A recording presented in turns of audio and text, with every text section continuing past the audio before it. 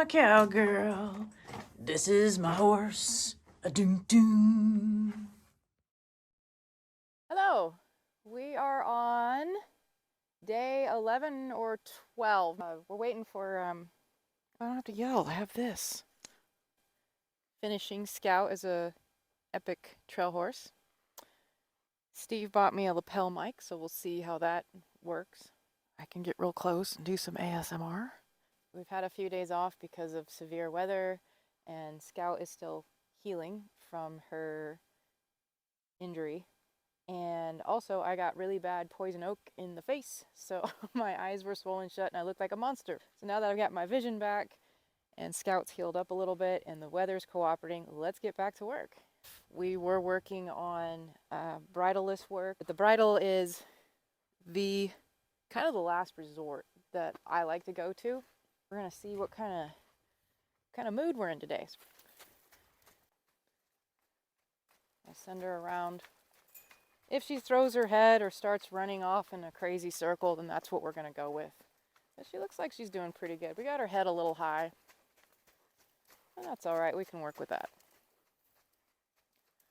I'm going to step off towards her left eye with my left foot out of my circle here.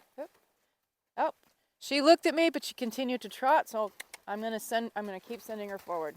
Now, she knows enough that she missed a cue. I have a circle about from here to here. If I step out, yep, that's right. I step out to the left, she's going to look at me and stop. Now I'm going to send her to the right.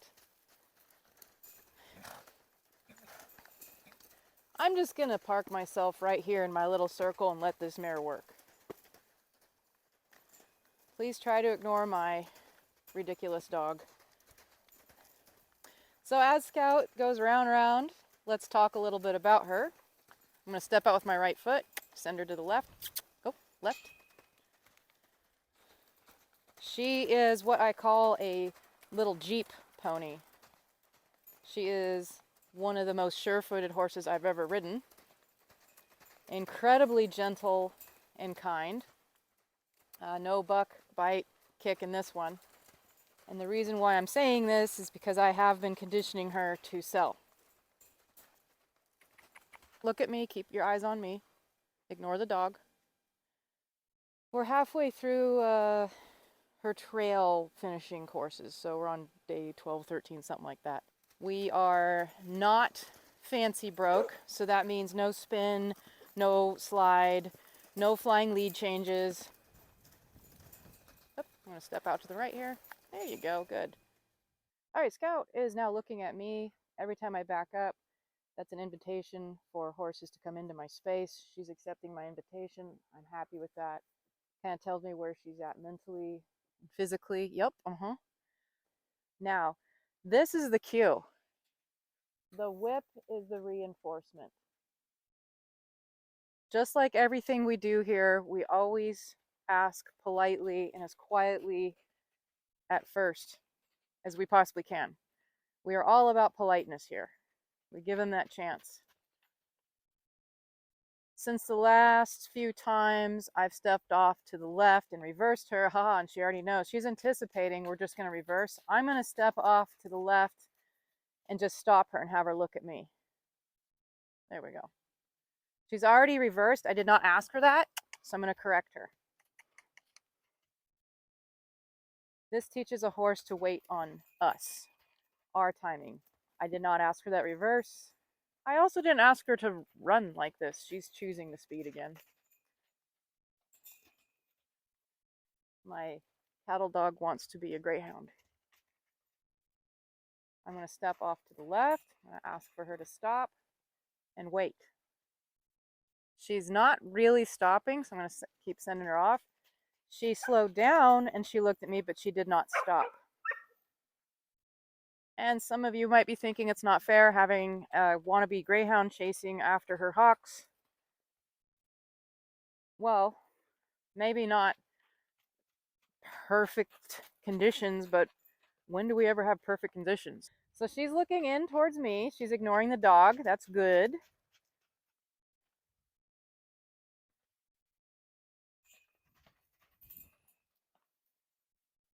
I keep asking until I get what I want. She's looking at me again. I'm going to go past this cone because that's where I've always stopped. I'm going to ask right here. Stop and wait on me. Good girl. Good girl. No, she's trying to anticipate. She was thinking about moving off around the other direction, but she stopped herself, so that's great. And we're going to sit here and love on her a little bit. Yeah. See, she's already gotten way better with the forehead. It's way less sore and sensitive. We've got a really gross scab right here. She is asking still to be careful. So I figure what's another few days, let her get more comfortable. I'm going to send her now off to the right, politely. She can, oh, she's already wanting to come in. I didn't ask her that, but I do like the intent behind it. She wants to hang and be with me. So I didn't get aggressive. I just put her back on the row, back to work. There was nothing wrong with asking, can I come in and hang with you? As a matter of fact, that's what we want. We want them to choose our company, and we want them to take comfort in us and trust our leadership. And that's what she's showing. See right there. I have to get a better tripod. I realize a lot of the round pen is out of view. So hopefully you're getting most of this. But she is turning her head in. She's turning that head in towards me, and she's looking, and she's slowing her feet down. And I'm like, okay, yeah, you can come in. And I told her that was okay by stepping off to the right. And now I'm backing up, reassuring her, yep, come on in, let's hang out. Now, when a horse starts showing over and over again they want to be with me rather than run crazy circles around the pen, is when I feel like I will be received and my message will get through. Hey, not sure about it, so I'm just going to stay here with it. Yep. Here we go. Yeah. I can whisper sweet nothings now. Steve's got the camera. Thank you, Steve. Since we have been planting our feet at every cone, I'm now going to stop her between the cones. Oh, she didn't listen, so I'm going to take that rope and I'm going to assertively back her up. Yeah, we're crooked, but hey, if I let go at this point to straighten her out, that would be a message to her saying, yeah, that's what I wanted, just for you to back up crooked or ignore me. Does that make sense? So the ideal situation is I sit and she stops. Because she didn't, 1001, 1002, I now take that rope and back her up. She's backing up crooked. I do not have time to release her. That would be confusing to straighten out the backup. So I'm just going to get those. She does not, she is not liking this. That's fine. All she knows is I asked for something, she rode through and didn't pay attention, and it cost her something. And the pressure is me pulling on this rope. So at any time I let go of the rope, I'm telling her, yeah, that's what I want right there. I'm picking the spot. I'm looking at it. There's a little dirt clod right there. I'm going to go. It's starting to cost her more to walk through. Okay. Again, I'm not getting mad. I'm not getting frustrated. We're keeping ourselves nice and cool. I'm going to go between yellow and blue here, ignoring the dog the best we can. Oh. Ta-da! Now, the first time a horse gets something, especially this good, we make a really big deal out of it. Here we go. I'm looking at my spot. Oop. Feet. Oh, I almost grabbed the rope. Wasn't as good as that one, but it was still something. So we're going to go forward here. Now, I'm not a horse psychiatrist. I know there's a lot of them out there, and I've talked to quite a few. I'm going to go right here. I know when they lick their lips, that means they're chewing on something. Putting her head in the air and chewing, like really chewing and rolling the eyes, I believe she's processing something, which she just did over here. I'm going to go between the two blues.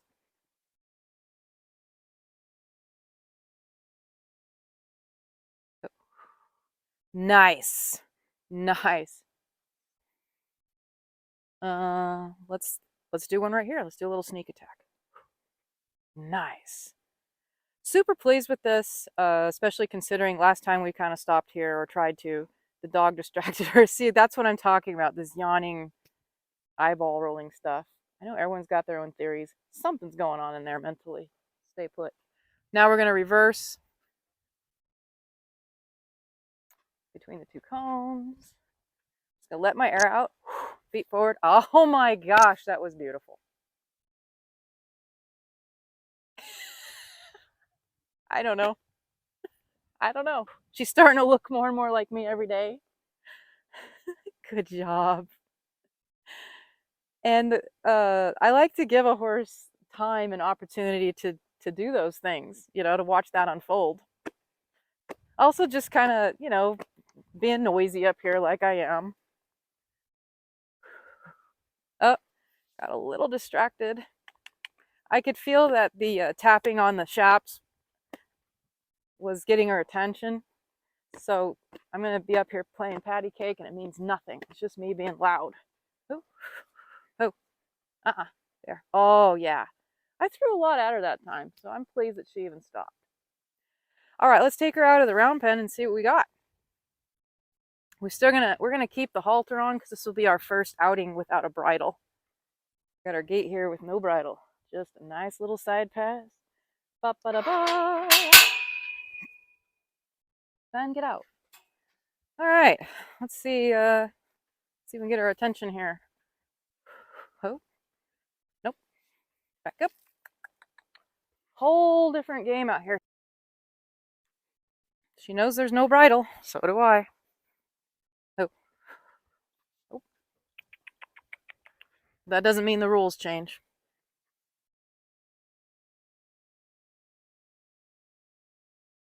Oop. Good job. Nice. I'm going to take her to that tree and back. So far, so good. To the tree.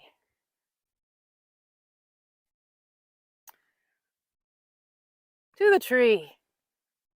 You can see here I am convincing her with very little pressure on the halter. There is nothing in this girl's mouth making her turn around and do what I ask. We're going to stop right here. Oh, back up. Yeah. There we go. Oh, don't mind the dog pooping. Let's see if we can go. She's asking to turn right. I'm going to turn her left. We're going to go in a little circle here with our string. Oh, not into our cameraman. Still working on the finesse. All right. Come on now. There we go. Hope. All right. Okay. Horsey off the rails. Let's go back on. Okay. There we go. They're not bad though without a bridle. Ugh. Isn't it great? There's a microphone attached to me so you can hear every grunt and breath. Every grunt and breath I take is now through this, amplified through this this microphone. I'm gonna take her halter here. Up. Yeah, nice. Cool. Oh, getting a little prancy. Yep. Go. Nice. It's a whole different way to talk to her. She is working on she's exercising her own patience and really handing over that control to me without the assistance of a bit in her mouth. So this is the first time that I know of that she's been outside in the woods with a heeler on her heels with no bridle. Yeah, there's still some sort of control up here, but a lot of it is coming from, I just asked her to move forward, is coming from her, from my seat. Oop. And the dog is not helping. Okay, she's thinking, she's really, whoop, Really, really wanting to go back to that barn. Now, there was a moment there she could have grabbed that halter and ran with me, and she knows that. I know that. She decided to turn around and be a good girl. Yep. Why am I getting off? Because that's the ultimate release you can give these critters. Again, she's totally not restrained. She doesn't have a rider or anything. And there we got the lick and chew. Good job. This is reinforcing that my way is the easy way. Okay. And we're back on exactly where I got off. Oh, are we recording? We got on right where I got off. She stood there nice and solid while Steve and I had a chat and talked to the dog a little bit. This is putting in her head quiet moments in the forest. We can find peace and relaxation together out in the forest. It's not at the barn. It's not with her buddies. It's not with her buddies. We're going to do a little circle. We're going to come back here. So let's see. Still using our halter. Nice and quiet around the trees. In our zen-like state. Neato. Getting down again. Whoop. Oh, dang it. Just when I thought we could end it. You cannot move. You have to stay. All right. You ready? Good job. Notice I don't take hold of my horses as soon as I jump down. It is their decision to stay. And yeah, sometimes we get a runaway. But eventually they come home.